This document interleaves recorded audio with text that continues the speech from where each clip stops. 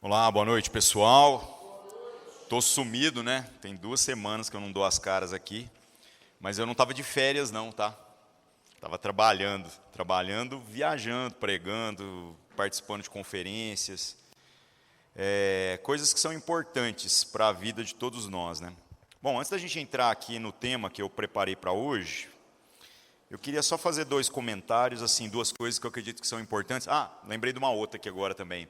A gente não pôs na agenda aqui, nós precisamos colocar a Conferência de Morrinhos. A Conferência de Morrinhos já é 12, 13, 14 de julho.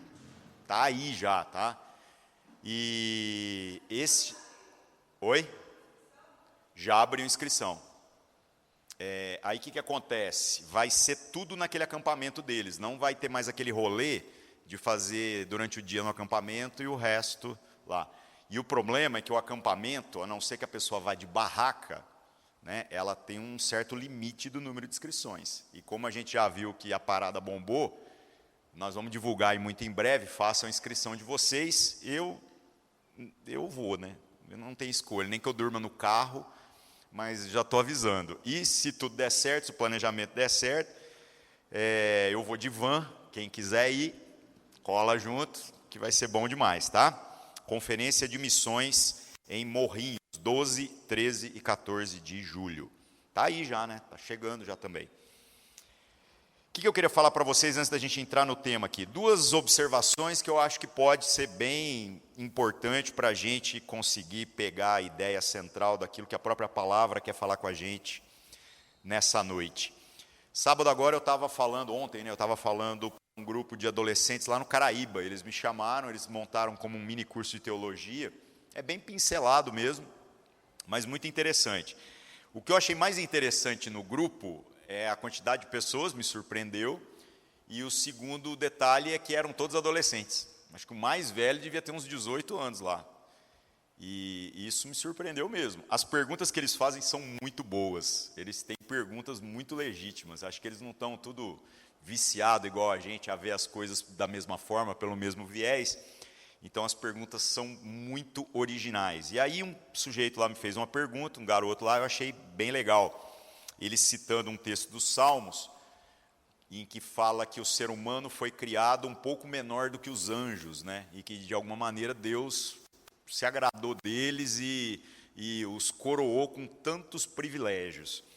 E aí ele questionou isso, porque ele falando assim, mas não é tão contraditório, porque ao mesmo tempo a Escritura diz que os anjos, ao ver tudo que nós temos como responsabilidade de evangelizar, de falar a respeito da grandeza de Deus, é como se houvesse neles ciúmes com relação à posição que a gente ocupa. Eu falei, é verdade, então você está pegando 2 coisas que parecem ser contraditórias. A primeira coisa que eu quero dizer para vocês está dentro dessa ideia, embora não é esse tema. Qual é a questão? Toda vez que nós vamos falar sobre coisas complicadas, nós vamos ter que usar elementos de comparação. E para usar elementos de comparação, o que realmente importa é o referencial que está sendo adotado. Então, como que eu digo que alguma coisa é grande se eu não comparar isso com outra coisa, para poder dizer que aquilo é grande ou pequeno? Tanto que, né, o que é uma pedra grande? Depende. Se for uma pedra para atacar na cabeça de uma pessoa, né, uma pedra mais ou menos desse tamanho, ela é bem grande. Né? Se for uma pedra muito pequenininha, ela não oferece tanto perigo, a não ser que você use um estilingue. Se for uma pedra desse tamanhozinho, ela não oferece perigo algum. Mas se ela for no rim, aí ela oferece muito perigo. Se for uma pedra desse tamanho, a pessoa não vai conseguir nem jogar em você. Então, o cara te ameaçar com uma pedra do tamanho de um carro, boa sorte para ele, vai ficar ameaçando. O referencial é muito importante nas comparações. E por que eu vou dizer isso para vocês? Por que eu estou dizendo isso? Porque todas as coisas que a gente vai analisar e comparar, nós precisamos entender que tem o seu ponto de vista, tem o ponto de vista das outras pessoas e tem o ponto de vista de Deus. Quando a gente vai olhar para cada uma dessas questões, nós temos que primeiro parar para pensar em qual ponto de vista a gente está olhando as coisas. Isso faz toda a diferença. Esse é o primeiro detalhe, porque pode parecer então que algo está fora de proporção, porque você está olhando a partir da ótica equivocada, tá? Segundo ponto, antes da gente entrar no assunto, é extremamente fundamental que a gente venha compreender que os nossos sentimentos não podem ser decisivos quando nós falamos acerca da revelação da palavra de Deus. E não tem jeito. A maneira pela qual nós sentimos e nós percebemos as coisas interfere em absolutamente tudo. Nós geramos ruído na nossa própria leitura da Escritura. Ah, mas Deus nos fez assim. Fez, mas entenda que aquilo que você sente e percebe não é um parâmetro confiável para você dizer, esta é a verdade absoluta. Da mesma maneira, você está inserido em uma realidade, que é a mesma realidade que eu estou, que as outras pessoas aqui estão, e é necessário que haja compreensão de que o que você sente pode ser completamente diferente do que o outro sente.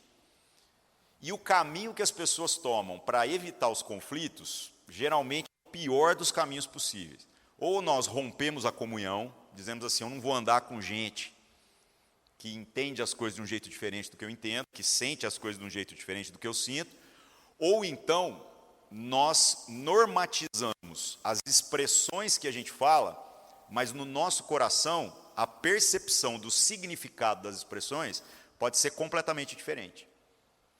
Os crentes fazem isso o tempo todo. Então o crente vira e fala assim, não, porque realmente Deus é bom, tá bom, mas então vamos agora definir aqui, demarcar o campo. Quando você está falando de Deus, você está falando do quê? É o Deus das Escrituras ou é a sua percepção de Deus? É uma energia ou é uma pessoa? Essa pessoa também é a Trindade ou é só algo que você projetou? Isso é importante de se pensar. Se a gente demarcar o campo, tudo que acontecer ali dentro geralmente vai dar mais certo. Ah, Deus é bom. O que nós estamos dizendo que é o conceito absoluto de bondade? Nossa, mas tudo a gente vai ter que mastigar desse jeito? Acredite, vai. Por isso que a comunhão é o lugar onde até nas coisas mais ordinárias, quando você estiver num pequeno grupo e a gente estiver comendo, nós estamos conhecendo o coração uns dos outros. Nós estamos sendo confrontados com os nossos entendimentos assim nas coisas mínimas. Porque não adianta a gente falar as mesmas palavras. Nós precisamos entender as mesmas coisas e isso vai nos conduzir a um lugar onde a gente até vai sentir as coisas da mesma maneira. Nós vamos ter compaixão real, nós vamos sentir junto, tanto as coisas boas quanto as partes desagradáveis. Dentro destas duas coisas muito bem estabelecidas, espero que esteja razoavelmente claro, a importância de se considerar o ponto de vista para se falar de uma dimensão, se algo é grande, é pequeno, se é rico, se é pobre, e dentro dessa ideia de que aquilo que nós sentimos é completamente irrelevante para a definição da verdade, a verdade está na realidade que conecta todos nós. E quem criou essa realidade foi Deus. Então, o que você acha sobre um fato não é tão importante quanto o próprio fato. E o que a Escritura está trazendo para nós é a descrição do fato e o testemunho do próprio Espírito Santo sobre o fato. Então, se a gente tiver que escolher algum tipo de opinião, nós vamos hoje ficar com a opinião de Deus. Ah, mas eu discordo. Eu também discordo de um tanto de coisa. Por exemplo, eu não consigo entender como é que Deus salva alguém. Isso para mim não fecha essa conta. Para mim, Deus mandava todo mundo para o inferno, até eu. É o que faz todo sentido. No entanto, eu sou absolutamente grato pelo jeito que Deus faz, porque eu me beneficio muito mais sem entender por aquilo que Ele decidiu fazer, do que por aquilo que eu mesmo gostaria de fazer se eu estivesse na posição dele. Então, como eu disse, a sua opinião, no final não importa, a minha também não. Guarde as suas opiniões, mas hoje, em outros momentos, nós vamos ter muitos momentos de comunhão, de churrasco, para a gente poder colocar esse negócio na roda, poder trocar ideia, mas que a gente possa voltar à sobriedade do que a Escritura está trazendo para nós. Abra sua Bíblia, Isaías capítulo 45, eu quero ler 2 versículos com vocês aqui, que vão ser a base daquilo que a gente vai trabalhar hoje. Nós vamos falar, até dentro daquilo que vocês têm visto, né, nos pequenos grupos, é óbvio que a abordagem aqui vai ser diferente, ela vai tomar outros caminhos, mas a ideia é a mesma. Vamos falar sobre o governo e a soberania de Deus, as implicações, o que isso significa, o que isso para a nossa existência e como pensarmos sobre isso à luz do que a Escritura está dizendo é importante. Se nós dizemos que queremos ter uma relação com Deus, queremos conhecer Deus, e nós não nos inclinamos a considerá-lo, a entendê-lo da maneira pela qual ele se apresenta, nós sempre vamos estar vivendo uma relação completamente superficial e mentirosa, onde pode ser que aquilo que você está chamando de Deus é uma projeção dos seus próprios interesses. Isso não tem nada a ver com Deus. Como que a gente faz para conhecer Deus? Nós vamos para a Escritura e através daquilo que é a revelação que Deus deu através da Escritura e que está condensada em sua plenitude na própria pessoa de Jesus, nós vamos chegar o mais perto desse negócio aí. Nós vamos chegar mais perto daquilo que é esse testemunho da realidade. Então guarde os seus sentimentos, lembre-se que as comparações precisam ser feitas a partir do ponto de vista de Deus, que é o que a Escritura está dizendo, e vamos para o texto para ver o que Deus quer falar com a gente sobre isso, tá? Começa assim, Isaías 45, 23. Por mim mesmo eu jurei, a minha boca pronunciou com toda a integridade uma palavra que não será revogada. É engraçado, né? Deus jura por Ele mesmo, né? Ele não tem nada maior para jurar, então Deus jura por Ele mesmo. Isso está no Antigo Testamento, e esse testemunho também está no Novo Testamento. Legal isso, né? Bom, qual que é a palavra que não será revogada? Diante de mim, todo joelho se dobrará. Junto a mim, toda língua jurará. Dirão a meu respeito, somente no Senhor estão a justiça e a força. Todos os que o odeiam virão a Ele e serão envergonhados. O que é esse texto aqui? A grosso modo, mas de maneira bem condensada, fala a respeito de como Deus é aquele que tem toda a autoridade e que, no final das contas, não sofre pressões de nenhuma natureza, de ninguém que ouse afirmar ser de alguma forma um inimigo dele. Deus não tem problemas com inimigos.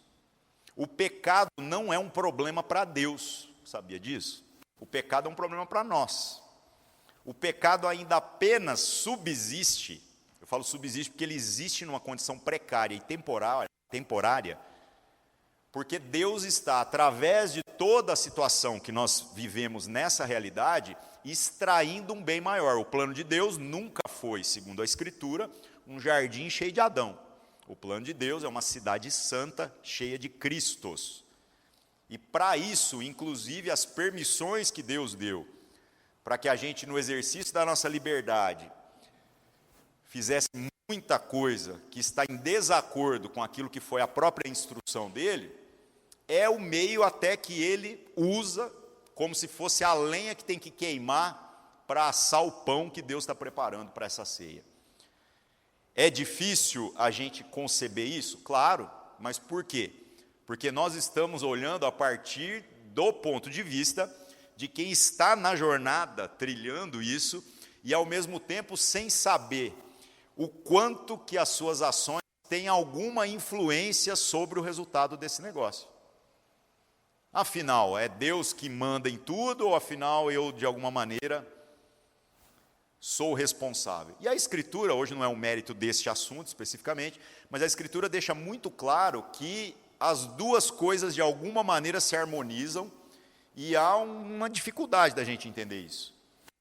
Não era para ser tão difícil, porque, na verdade, nós estamos falando de tentar medir uma coisa através de uma ótica que, para medir outra coisa, não funciona. Exemplo, se eu viro para você e pergunto assim, quantos anos você chama? Aí você fala assim, não, essa pergunta não faz sentido. É a mesma coisa. Então, Deus governa soberanamente, estabelece a sua vontade em todos os níveis, ou ao mesmo tempo ele confere a cada um de nós responsabilidades e tudo mais, e aí eu preciso fazendo boas escolhas? Então depende do que você está falando. Você está querendo olhar através dos olhos de Deus, que passado, presente e futuro não apenas são conhecidos, mas são a mesma coisa. Ou você está olhando do nosso ponto de vista, onde toda a nossa vida é um pontinho dentro daquilo que representa a eternidade, porque o nosso tempo nem existe na eternidade. Deus não está no tempo. E aí? Olhando de baixo para cima, você vai ter uma percepção. Olhando de cima para baixo, você vai ter outra. É como tentar medir a distância daqui na minha casa em graus Celsius. Não dá para medir isso dessa forma. Isso cria um paradoxo na nossa maneira de entender tudo que Deus está falando? Sim. Por isso que é extremamente importante que a gente se atenha ao que a Bíblia está dizendo, e quando a gente chega em determinados paradoxos, a gente fala assim, eu não sei como isso se harmoniza, mas Deus sabe, então Deus está falando que é para eu fazer boas escolhas, e ao mesmo tempo para eu dormir tranquilo, porque Ele governa soberanamente todas as coisas, então eu vou dormir tranquilo. Eu vou fazer o que Deus está mandando fazer, e o restante nós podemos discutir com muitos detalhes, temos muitas opiniões, muitas doutrinas, muita teologia em cima disso. Eu mesmo consigo fazer a defesa daquilo que eu creio, daquilo que eu entendo, de uma maneira, eu acredito, até muito convincente, mas o que nós precisamos, na essência, o que é fundamental, é entender a simplicidade do que a palavra de Deus está dizendo para nós. O restante, pode ter certeza, que na medida em que você genuinamente se coloca diante da palavra e deixa ela falar com você, você vai começar a entender até instintivamente. Só não dá para entrar nesses assuntos colocando seus sentimentos como régua de medida da realidade que está sendo apresentada. Por quê? Porque senão nós nos colocaremos sempre como aqueles que terão dificuldade com a ideia de um governo e com a ideia de uma soberania de Deus. A ideia de um Deus que, na verdade, por mais que a gente tenha a percepção que estamos fazendo escolhas o tempo todo, no final a palavra é dele. No final ele vai fazer o que ele quer. Isso bagunça o nosso entendimento. Para que eu vou orar? Santo Agostinho tem uma frase fantástica no começo das Confissões. Ele fala assim, o que eu vou contar para Deus nas minhas confissões, nas minhas orações, que Deus já não saiba? Então ele já começa o livro numa crise, né? E é umas lapas de livro, viu? É mais de um volume, é interessante. Ele fala, para quem estava em crise na primeira página, até que ele escreveu muito, né? E ele confessa a vida dele inteira. Ele começa a falar daquilo que ele entende que poderiam ser os pecados dele, quando ele era um bebê no colo da mãe dele. Incrível a sensibilidade que ele tem para descrever. Aí você fala, mas ele não lembra. Ele fala assim, não, eu não lembro, mas eu tenho certeza que o Senhor lembra. E aí ele então entra numa crise onde ele diz assim, olha, Senhor, eu tenho que te adorar para te conhecer, ou eu tenho que te conhecer para te adorar? E o que eu mais gosto de Santo Agostinho é que toda vez que ele traz um paradoxo, ele não responde. Ele fala, então na dúvida, eu vou te adorando e te conhecendo, e lá para frente a gente chega no final das contas. Tanto que os reformadores consideram ele o ideólogo, né, o cara que trouxe as ideias mais relevantes para a reforma protestante, e ao mesmo tempo ele é considerado aquele que pensou sistematicamente, em termos teológicos, tanto a doutrina da predestinação quanto do livre-arbítrio. Só que ele não fechou com nenhuma. Né? Precisou depois de 1500 anos, 1500 não, ele é do ano 400, então teve ali 1100 anos mais ou menos, para que outros ousassem escrever mais detalhadamente sobre isso. Mas que ele foi o primeiro a pensar e observar isso na Escritura, ele foi. O que eu estou querendo chamar a sua atenção nisso tudo? Nós precisamos, ao nos relacionarmos com aquilo que Deus está dizendo, principalmente com a ideia de um governo e soberania de Deus, entender que isso tem que existir fora dos nossos sentimentos. Isso é uma expressão da realidade. E a palavra de Deus, o tempo todo, traz para nós referências nesse sentido. Quando Jesus condena a ansiedade que toma conta das nossas vidas, ele fala, você por acaso tem o poder de tornar um fio de cabelo seu branco ou preto? Sem usar tinta, né? Porque com tinta a gente faz até mágica para outras cores aí. E aí, não, você consegue acrescentar aí 1 centímetro na sua estatura? Não, você não consegue. Então entenda uma coisa, você não tem controle nenhum. Relaxa, fica de boa. Você não tem o controle que você acha que tem. Da mesma maneira, em outras passagens, como por exemplo, ainda no livro de Isaías, no começo desse capítulo, Isaías 45, no verso 7, Deus diz, eu formo a luz e crio as trevas, eu promovo a paz e causo a desgraça. Eu, Senhor, faço todas essas coisas. Deus tem controle, poder e soberania sobre absolutamente todas as realidades. No entanto, se colocarmos os nossos sentimentos e as nossas percepções para tentar avaliar o que seria justo, o que seria bom, nós vamos deformar completamente aquilo que é a realidade que está se apresentando para nós através da revelação da palavra. Por quê? Porque você quer medir se algo é justo a partir da sua percepção de justiça. Deixa eu te falar, Deus não só criou luz e trevas, paz, desgraça, todas as coisas, como Ele criou o próprio conceito de justiça.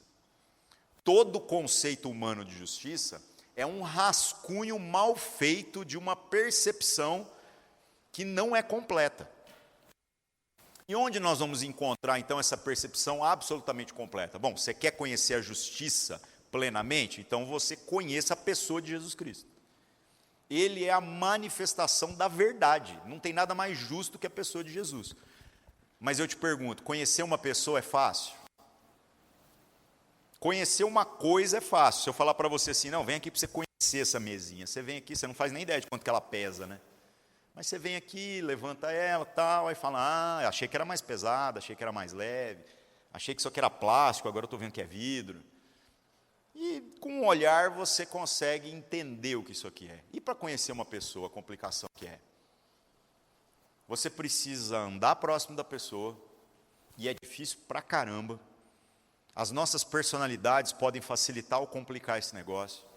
Os homens veem uns aos outros e a gente é tão indiferente que mesmo que o cara pareça mala, a gente fica amigo do cara às vezes. Né? As mulheres se odeiam todas quando se conhecem, depois com o tempo elas ficam amigas. São coisas da nossa natureza, né?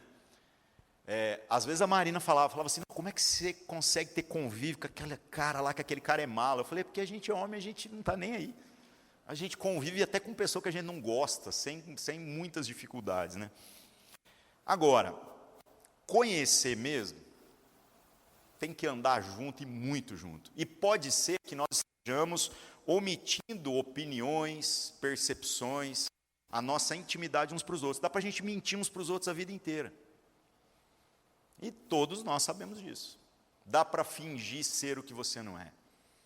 Eu gosto quando eu vejo nos evangelhos Jesus viajando com as pessoas. Sabe por quê? Toda vez que a gente chama vocês para viajar, gente, cola com a gente. A gente sabe viajar de alto padrão e de baixíssimo padrão, viu? Sem brincadeira. E aí, na hora que viaja, você não vai ter controle. Porque as coisas dão errado, né? Sobre a hora de comer, a hora de parar para ir no banheiro. Todo mundo pergunta, nós vamos dormir onde lá em Morrinhos? Não me pergunte isso, porque eu nunca sei. Eu só sei que todos os anos que a gente vai, nós dormimos em alguma cama, tá? Então, tem pergunta que é muito complicada. Eu sei que eu estou indo, eu estou falando para vocês, se acabar as camas, eu durmo no carro, mas que eu vou, eu vou. Se eles encerrar as inscrições e eu deixei para você fazer lá, para você ficar com a cama, eu vou sem inscrição e não estou nem aí, eu vou participar desse negócio do mesmo jeito. Agora, você fazer esse tipo de pergunta vai complicando. Quando nós viajamos, a gente passa a conhecer uns aos outros. A gente fala, o fulano, quando começa a ficar com fome, fica num mau humor. Parece que a gente se revela. E aí você convive anos com uma pessoa e depois de muito tempo você fala assim, agora eu estou conhecendo. Agora olha a complicação. Você já imaginou que a igreja é uma pessoa? A igreja é uma pessoa. É a noiva de Cristo, né? Então não dá para você, a partir de uma experiência de culto ou uma experiência institucional, dizer assim, não, eu tenho um problema com a igreja. Não, espera aí, você nem conheceu a igreja. Não, mas eu tive uma experiência ali muito ruim. É claro, porque sabe quem estava lá? Nós. E nós estamos aqui, acho que parece para atrapalhar o processo todo, né? Se dependesse só de Deus, estava tudo resolvido. É um esforço você enxergar o que Cristo está dizendo que viu na igreja, olhando para nós. Vamos ser honestos. Mas Ele está garantindo o resultado, vai dar certo. E é nessa fé que nós não apenas nos esforçamos, como inclusive botamos dinheiro para esse negócio cumprir no tempo que Deus está dizendo que vai ser cumprido. Mas, conhecer a igreja não é brincadeira, não. Tem que andar junto mesmo, é um desafio. Da mesma maneira, conhecer Jesus. Ouvir falar de Jesus, ser do fã-clube de Jesus, tem um monte de gente, técnicos em teologia. No entanto, conhecer Jesus tem que andar muito junto. Você tem que aprender a enxergar a realidade que Jesus está expressando através das Escrituras, e você tem que aceitar a realidade simplesmente como ela é, e não como você gostaria que ela fosse. Então, quando nós olhamos para todas as situações e a gente fica, poxa vida, Deus vai pegar aqueles que o odeiam e vai envergonhar eles, nossa, que absurdo. Não é absurdo, pois Deus é absolutamente santo, absolutamente bom, absolutamente justo. Tudo que Ele faz é o referencial absoluto para as demais coisas. E se nós temos algum problema dizendo assim, não, mas eu acho que isso aqui, eu já vou dar para você a resposta. Você está errado e Deus está certo. Não, mas eu quero gritar truco para Deus. Fique à vontade. A hora que as cartas no último dia vierem na mesa, você vai descobrir que você perdeu. Porque Deus não perde. Essa é a grande questão, faz parte da sua natureza. Salmo 135 diz, o Senhor faz tudo o que lhe agrada, nos céus e na terra, nos mares e em todas as suas profundezas. A vontade de Deus não é uma vontade da mesma natureza que a nossa, onde você diz assim, nossa, eu estou numa vontade de tomar um açaí. Eu não estou dizendo nem que eu fui, nem que eu vou, estou dizendo que eu estou com vontade. Às vezes eu estou instigando os irmãos para ver se alguém vai pagar para mim, né? Eu estou com um desejo. A vontade de Deus, até tecnicamente a gente diz que ela se divide em duas expressões, né? Porque Deus tem algumas vontades que Ele permite que sejam frustradas. Por exemplo, Deus não deseja que ninguém se perca. A própria Escritura diz isso. Antes que todos cheguem ao arrependimento. Mas Deus permite que esse desejo dele, essa vontade, seja frustrada, porque Ele não força absolutamente ninguém a viver de uma maneira que não faça sentido, inclusive para essa própria pessoa. Não, mas isso é uma loucura, é loucura mesmo. É loucura. Deus permite, Deus quer que o pecado exista? O pecado contribui em quê para Deus? Então Deus frustra o seu desejo de que o pecado não exista, momentaneamente, porque Ele vai extrair um bem maior dessa situação toda. Mas nas demais questões, a vontade de Deus é implacável. Absolutamente implacável. Tem alguém doente, a gente fala, vamos orar por essa pessoa? E aí eu te pergunto, Deus vai curar ou não? Não, você nunca pensou nisso? Para que eu vou orar se Deus já sabe o que eu vou orar? E para que eu vou pedir cura se Deus já sabe se vai curar ou não vai curar? A minha oração move Deus?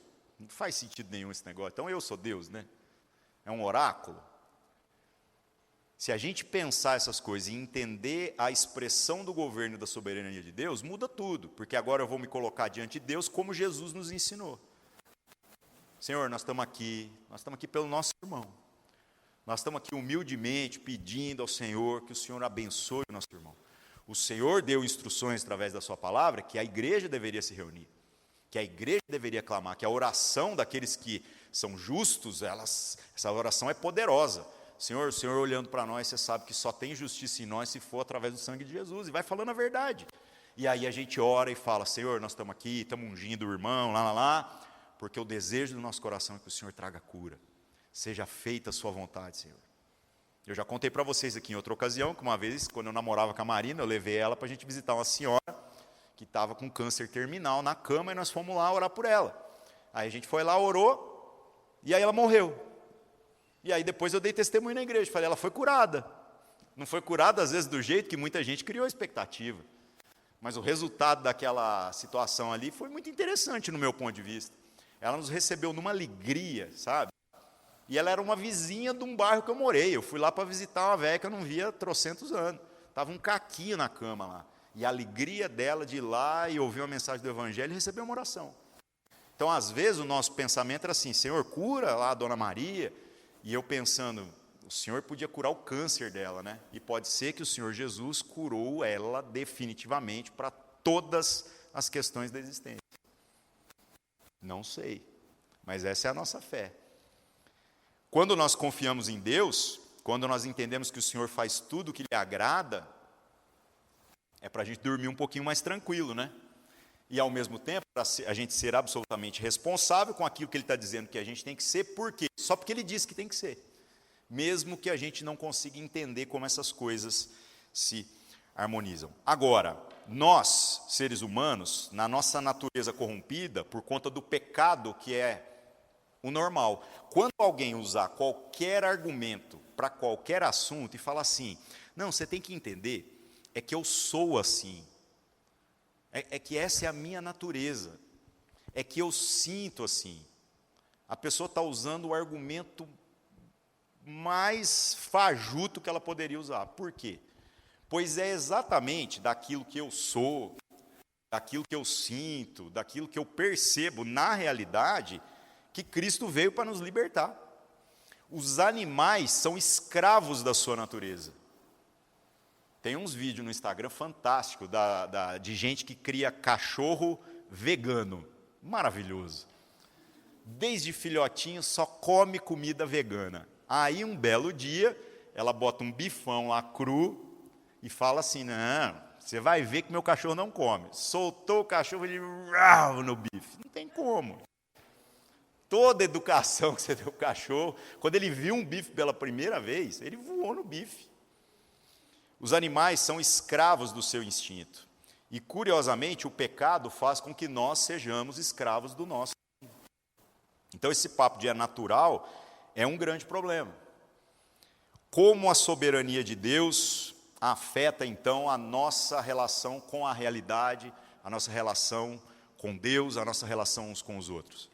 Precisamos estar conscientes que aquilo que Deus está falando a nosso respeito é mais verdade do que aquilo que a gente pode achar que sabemos sobre nós mesmos. Por isso que lá em Romanos capítulo 3, verso 10, diz assim, está escrito, não há nenhum justo, nenhum sequer. Não há ninguém que entenda, não há ninguém que busque a Deus. Todos se desviaram, tornaram-se juntamente inúteis. Não há ninguém que faça o bem, não há nenhum sequer. Que testemunho maravilhoso, né? Você já parou para pensar que a palavra abençoar significa simplesmente falar bem? E a palavra amaldiçoar significa falar mal. O significado dessas expressões é isso. Quando Deus fala bem de você, você é uma pessoa abençoada. Não tem nada melhor do que ouvir o próprio Deus falando, esse é o Guilherme mesmo, o cara que me enche de alegria.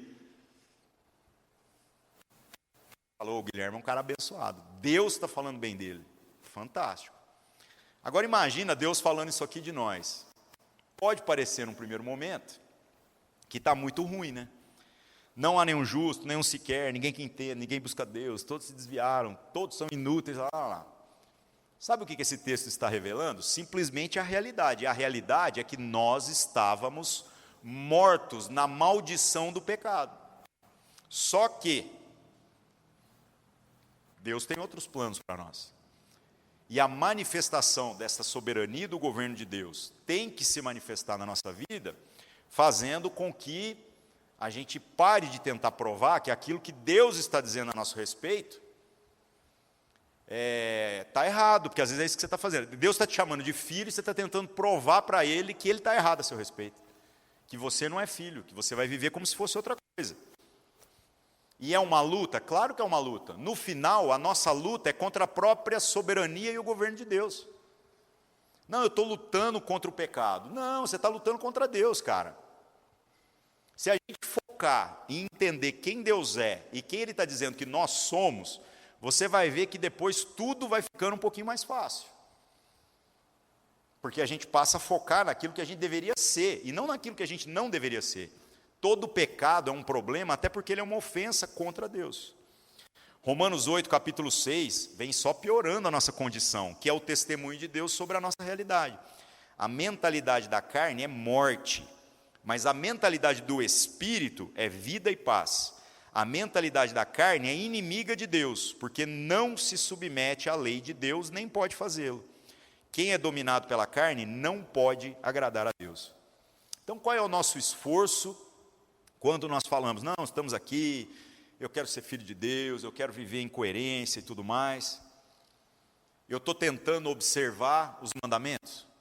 Eu estou tentando não cometer os erros que a Escritura diz aqui de montão que eu não devo cometer? Eu peguei todos os 613 mandamentos que tem no Antigo Testamento e estou tentando não cometer nenhum erro deles, nenhum equívoco, através do que a Escritura cita para nós? Olha, não tem jeito. Por quê? Porque a nossa carne nos impede de conseguir viver desse jeito. Então nós precisamos de algo que vai nos levar a uma condição muito diferente. E onde isso vai acontecer? É a ação do Espírito Santo, é o sangue de Cristo sobre nós. Já vamos falar sobre isso. Para piorar um pouco mais ainda, voltando em Isaías, capítulo 55, vou ler do verso 8. Eu vou correr aqui, viu, gente, porque tem bastante texto, senão a gente não consegue ler tudo. Isaías 55, 8. Olha o que Deus fala sobre o ser humano e a sua condição. Pois os meus pensamentos não são os pensamentos de vocês, nem os seus caminhos são os meus caminhos, declara o Senhor. Assim como os céus são mais altos que a terra, também os meus caminhos são mais altos do que os seus caminhos, e os meus pensamentos mais altos do que os seus pensamentos. Assim como a chuva e a neve descem dos céus e não voltam sem regarem a terra para fazer brotar, florescer, produzir semente para o semeador e pão para o que come, assim também ocorre com a palavra que sai da minha boca. Ela não voltará para mim vazia, mas fará o que desejo e atingirá o propósito para o qual a enviei. Resumindo, Deus manda, Deus domina, e o que nós sentimos, nós pensamos, é absolutamente irrelevante na relação com Deus, que é Senhor absoluto de todas as coisas. Deus não tem problema nem com o diabo, viu, gente? Não, mas como assim? Não, todos os inimigos de Deus serão envergonhados, vão se ajoelhar diante dele, inclusive o diabo. Quem tem problema com o diabo é a gente. Deus, o livro de Jó começa com o diabo passando, e Deus chama o diabo e fala assim: ô diabo, a primeira vez que eu li Jó, eu juro para vocês que eu entrei numa crise. Não, Deus, não faz isso. Eu estou querendo ensinar a Deus, né? Mas era a primeira vez que eu li. Aí Deus fala assim: você viu ali meu servo Jó? Olha o tanto que o cara é bom. E aí o diabo vira e fala assim: ele é bom porque você abençoa ele, você dá as coisas tudo para ele. Já que o diabo gritou truco, Deus pediu 6 aí nessa parada, né?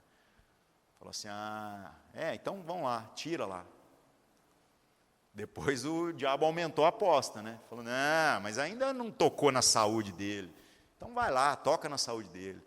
E tudo isso começou numa história onde você fala assim: cara, se o diabo está passando e Deus tivesse ficado quieto, não tinha acontecido problema nenhum, né? Pois é. Agora, ele é Deus. E eu não sei se Jó leu o livro de Jó, né? É complicado. Se ele sabe dessa parte da história. A única coisa que eu sei é que o livro termina com Jó, depois de tudo que viveu, dizendo assim: eu te conhecia de ouvir falar, agora os meus olhos te veem.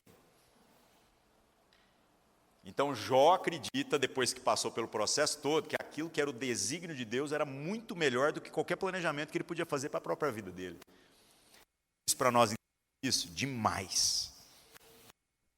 Mas, agora a palavra de Deus vai cumprir os seus propósitos. O que nós precisamos fazer? Nós temos que ser gratos porque o Senhor, na sua infinita e inescrutável vontade e bondade, estendeu a salvação para aqueles que Ele deseja, segundo os seus próprios desígnios, segundo sua própria soberania. Nós não sabemos quem Deus vai salvar, mas há sinais da salvação.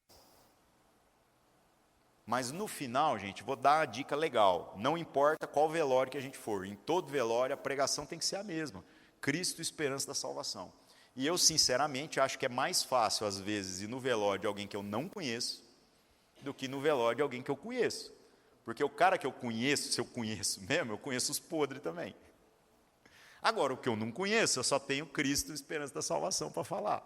Eu vou com o coração mais leve, falo: não, Senhor, nós confiamos no que o Senhor vai fazer, porque o Senhor é bom, o Senhor é justo. Não, mas Ele vai salvar ou não? Então, não compete a nós, não somos árbitros disso, né?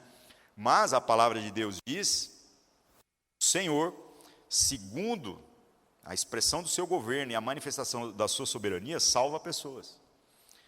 Lá em Efésios capítulo 1, verso 11, diz assim: nele fomos também escolhidos, tendo sido predestinados conforme o plano que faz todas as coisas segundo o propósito da sua vontade, a fim de que nós, os que primeiro esperamos em Cristo, sejamos para louvor da sua glória.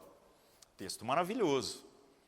Poxa, quer dizer então que Deus já tinha um plano antes de eu ter qualquer intenção de conhecê-lo, ou talvez até antes de eu nascer. Eu não sei o que o texto está nesta passagem especificamente se referindo. Vamos tentar ler como se a gente estivesse lendo isso aqui pela primeira vez. No entanto, lá em 1 João, capítulo 4, verso 19, sabe o que está escrito? Nós amamos a Ele porque Ele nos amou primeiro. Nós falamos isso com muita frequência aqui. Toda vez que a gente entra nesse assunto e fala sobre a soberania de Deus para a salvação, tem gente que entra em crise e fala assim, mas como é que eu tenho certeza que eu sou salvo? Então, vamos explicar mais uma vez, é o que está aqui em 1 João 4,19. Deixa eu te explicar. Você deseja ser salvo? Você deseja o amor de Deus? A gente só pode desejar isso se Deus nos desejou primeiro. Porque o resto das pessoas, elas não têm essa preocupação. E é triste isso. Agora, como não temos controle sobre a salvação, qual é o nosso dever? Chorar com os que choram, anunciar o caminho da salvação e confiar na soberania de Deus para aquilo que Ele vai fazer na vida das pessoas. Vou sair pela rua falando, arrependa-se, senão você vai para o inferno. Gente, para mandar para o inferno, não preciso nem fazer força, as pessoas já vão sozinhas. No entanto, será que elas sabem acerca desse amor de Deus, dessa referência absoluta de justiça que é o próprio Deus, que muda todas as coisas? Então temos que pensar em como a gente anuncia essa mensagem. Colossenses capítulo 2, verso 13, diz assim: quando vocês estavam mortos em pecados e na incircuncisão da sua carne, Deus os vivificou juntamente com Cristo.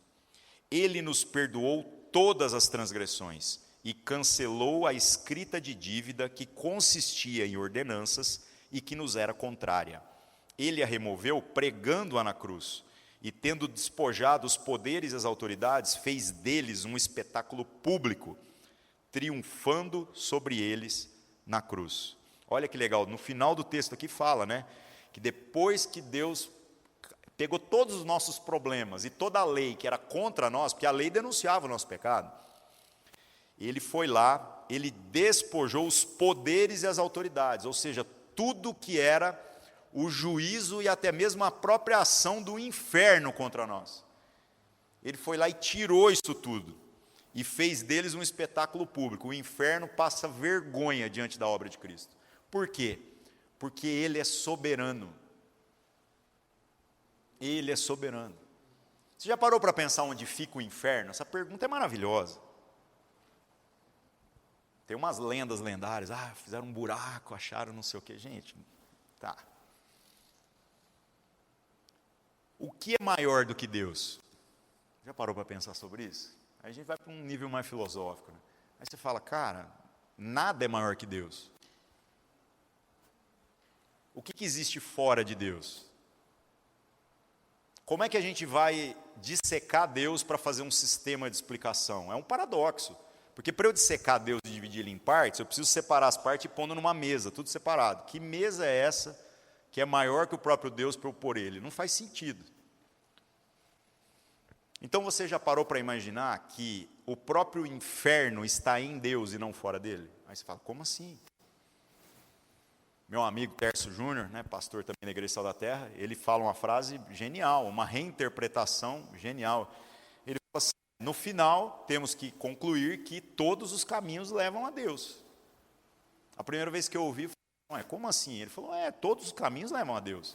Ou você vai chegar no lugar do abraço de Deus, do consolo de Deus, da mesa de Deus, ou você vai chegar no lugar do juízo de Deus. Mas que todo mundo vai chegar diante de Deus, vai. Falei, é verdade, eu não tinha pensado nisso. Você tem razão. O que seria essa ideia da condenação? O lugar da ira de Deus. E por que o inferno é ruim? porque a ira de Deus é eterna, como tudo em Deus é eterno. Se fosse fora de Deus, seria até um alívio. Mas o que existe fora de Deus? Uma loucura isso, né? Então, gente, Deus, segundo a sua vontade, estendeu essa salvação. Estendeu essa proposta para que a gente, confiando nele, possa agora viver de maneira graciosa. Só que toda essa bondade de Deus que nos foi apresentada precisa ser vivida de modo que o velho homem seja colocado no seu devido lugar.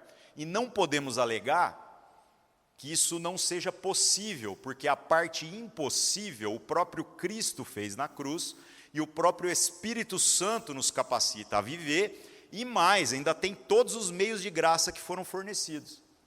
Então, você está com dificuldade de adorar a Deus, a gente se reúne aqui e adora a Deus, não só quando o culto é legal, mas mesmo que o culto, eventualmente, não seja tudo aquilo que a gente está esperando. Esse esforço é para que a gente não use da desculpa de que eu não estou no clima. Nós fazemos força para criar o clima, se precisa. Nós oramos juntos exatamente para que a gente não tenha desculpa de que naquele dia eu não estava com vontade. Nós compartilhamos da palavra uns para os outros e na comunhão, principalmente, onde nós nos apertamos mutuamente, para quê? Para a gente encarnar, materializar tudo isso que a palavra está dizendo para nós. Colossenses capítulo 3, verso 9. Então fala a respeito desse velho homem que não pode existir mais. Não mintam uns aos outros, visto que vocês já se despiram do velho homem com as suas práticas e se revestiram do novo, o qual está sendo renovado em conhecimento à imagem do seu Criador. Isso aqui não é uma proposta. Olha, vê se dá para não mentir. Seria bom se não mentisse. Não, isso aqui vem assim. Deixa eu te explicar. O cara que fez tudo, que manda, que se ele falar vai ser, está dizendo para você que o filho dele morreu no seu lugar, para você agora viver a vida do jeito dele. E a vida do jeito dele implica em não minta. E se eu errar? Vai lá e conserta. Mas vamos avançar nesse negócio. Tito capítulo 3, verso 3. Houve um tempo em que nós também éramos insensatos e desobedientes. Vivíamos enganados e escravizados por toda espécie de paixões e prazeres. Vivíamos na maldade e na inveja, sendo detestáveis e odiando-nos uns aos outros. Mas quando se manifestaram a bondade e o amor pelos homens da parte de Deus, nosso Salvador, não por causa de atos de justiça por nós praticados, mas devido à sua misericórdia, Ele nos salvou pelo lavar regenerador e renovador do Espírito Santo, que Ele derramou sobre nós generosamente por meio de Jesus Cristo, nosso Salvador. Ele o fez a fim de que, justificados por sua graça, nos tornemos seus herdeiros, tendo a esperança da vida eterna. Rapaz, aqui o negócio já fechou, que era só para falar amém e vamos embora, né? Mas, para a gente encerrar, João capítulo 8, versos 34 a 36. Jesus respondeu: digo-lhes a verdade, todo o que vive pecando é escravo do pecado. O escravo não tem lugar permanente na família, mas o filho pertence a ela para sempre. Portanto, se o filho os libertar, vocês de fato serão verdadeiramente livres. Sabe qual é a liberdade para a qual Deus nos chamou?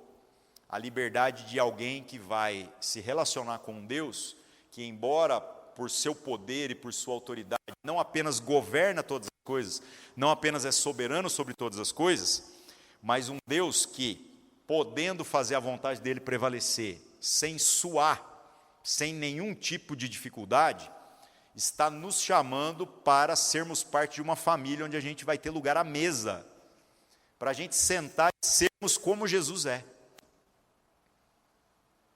Tentar viver qualquer expressão de cristianismo diferente daquilo que é a proposta da própria Escritura, pode parecer muito bonito, muito tentador, muito uma experiência legal e tudo mais, mas sejamos honestos. Sejamos honestos, você está buscando algo que é muito abaixo do que aquilo que o próprio Deus está te prometendo.